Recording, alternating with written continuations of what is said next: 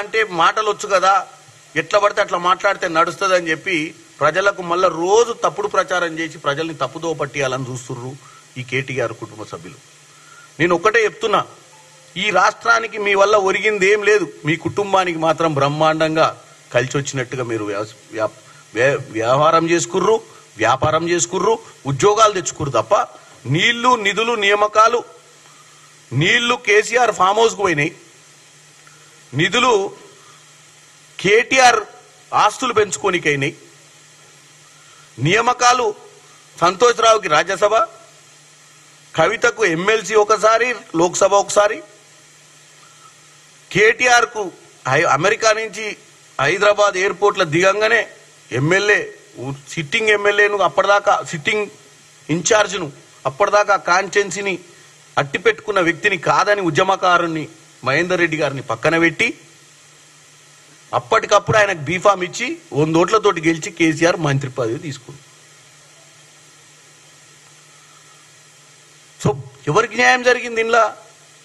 తెలంగాణ ప్రజలు ఒకసారి ఆలోచించాలి, ఎవరికి న్యాయం జరిగింది? అసలు కేసీఆర్ ఏం చెప్పిండు చెప్పండి. మేము అబద్ధాలే చెప్పాం, మేము చాలా గొప్ప. కేసీఆర్ ఏం చెప్పి ఉద్యమాలలోకి వచ్చిండు? 2002లో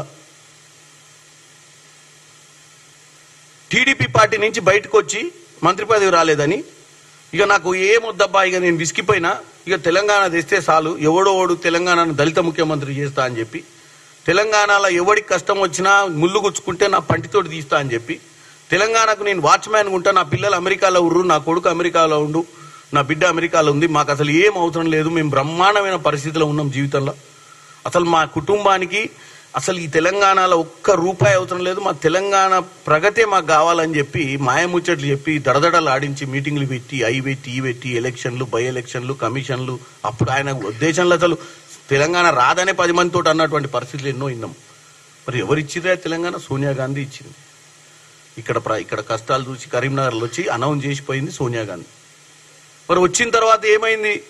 మరి ఎక్కడి నుంచి వచ్చి వీళ్ళంతా విమానాలలో అమెరికా నుంచి లడలడ దిగి ఇలా మొత్తం వాళ్ళే అసలు ఏడ చూసినా అసలు నేను లేనిది తెలంగాణ లేదని చెప్పే కాడికి కేటీఆర్ గారు ప్రచారం చేసుకుంటూ ఎట్ట చేసుకుంటాడు ప్రచారము? కాబట్టి నేను ఒకటే చెప్తున్నా జూబ్లీహిల్స్ ప్రజలకు, జూబ్లీహిల్స్ ఓటర్ మహాశైలకు, వీలైనంత వరకు మీరు ఎట్టి పరిస్థితిలో కూడా ఈ మాయ మాటలను వినకండి. కాంగ్రెస్ ప్రభుత్వానికి చిత్తశుద్ధి ఉంది, కాంగ్రెస్ ప్రభుత్వానికి ప్రజాపాలన అందియాలన్న పట్టుదల ఉంది. హైదరాబాద్ నగరంలో ఉన్న సమస్యలు, అటు డ్రైనేజ్ కానీ, ట్రాఫిక్ కానీ, ఇవాళ అక్కడ ఉన్నటువంటి విభిన్నమైన సమస్యలను పరిష్కరించే దిశగా ముందుకు పోతున్నాం. వీళ్ళు అప్పుల రాష్ట్రంగా లేకపోయి ఉంటే ఈ హైదరాబాద్ నగరం ఎప్పుడో బ్రహ్మాండంగా తయారయ్యేది, రోడ్లన్నీ ఎడల్పేటి అన్నీ ఏటి. ఎందుకంటే ఏ రోజు కూడా వీళ్ళు రాష్ట్రంలో ఒక నియంత పాలన అనుకురు తప్ప సెంట్రల్ గవర్నమెంట్ దగ్గర పోయి నిధులు తెచ్చుకునేటువంటి బుద్ధి కూడా లేనోళ్ళు వీళ్ళు. మ్యాచింగ్ గ్రాంట్స్ కూడా ఇవ్వలేదు, మీరు నమ్మరు. ఇవాళ నేను ఒక పార్లమెంట్ సభ్యునిగా 2-3 సార్లు సెంట్రల్ మినిస్టర్ని కడితే వాళ్ళు అన్నారు, మీ తెలంగాణ నుంచి గత ప్రభుత్వంలో ఏ రోజు కమ్యూనికేషన్ లేకపోయా, ఏ రోజు వచ్చి మ్యాచింగ్ గ్రాంట్స్ ఇచ్చి నిధులు తీసుకోలేదని. 1000 కోట్లు ప్రతి శాఖలో మనం తెచ్చుకోలేకపోయినాం. మనకు రావాల్సిన వాటాలో తెలంగాణ నుంచి ఆ రోజు 40% మ్యాచింగ్ గ్రాంట్స్ ఇవ్వకుండా కూడా తెచ్చుకోలేని పరిస్థితిలో వీళ్ళు 10 ఏళ్ళు పరిపాలించి ఇవాళ ఇష్టానుసారంగా మాట్లాడుకుంటూ కేవలం ఓట్ల కోసమే రాజకీయాలు చేస్తారు. ఇవాళ నిన్న నేను కోమటిరెడ్డి వెంకటరెడ్డి గారు భువనగిరి పోయినాం. ఎందుకు పోయినాం భువనగిరికి? పత్తి రైతులు వానాకాలం వచ్చి పత్తిలో మాయిశ్చరైజర్ ఉందని అక్కడ కొంటలేరు సీసీఐలు. కాటన్ కార్పొరేషన్ ఆఫ్ ఇండియా నుంచి ఆ పర్సంటేజ్ సెట్ కావట్లేదని రైతులను ఇబ్బంది పెడుతుంటే అప్పటికప్పుడు కలెక్టర్ ఆఫీస్లో పోయి ఆ సీసీఎల్ నుంచి ఈరోజు కోమటిరెడ్డి వెంకటరెడ్డి గారు ముంబై పోయిండు. మీరు కేవలం జూబ్లీహిల్స్ ఎన్నికలలో గెలవాలన్న ఉద్దేశంతో ఒక ప్రతిపక్ష పాత్ర మీ నాయన ఎట్లాగూ పోషిస్తలేడు, మీరన్నా పోషిస్తారేమనంటే మీరు ఈ భాషా సినిమాల రజనీకాంత్ వేషాలు వేసుకొని హైదరాబాద్ నడిబొడ్లో డ్రామాలు వేసుకుంటూ ఓట్ల కోసం తిరుగుతున్నారు ప్రజల్ని గాలికి వదిలేసి. ఇది తెలంగాణ ప్రజలు గమనించాలని కోరుకుంటున్నాను.